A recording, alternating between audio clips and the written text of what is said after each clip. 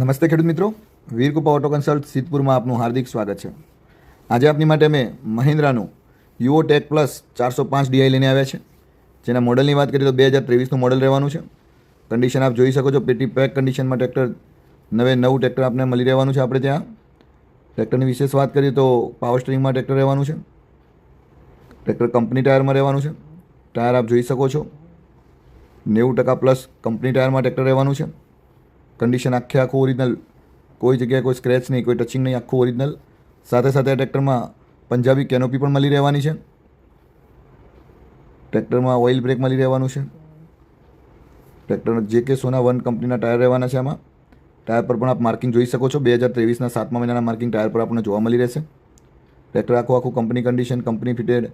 અને મેન્યુફેક્ચરની વાત કરીએ તો 2023ના 10મા મહિનામાં આનું મેન્યુફેક્ચરિંગના માર્કિંગ રહેવાના છે ટ્રેક્ટર ઉપર.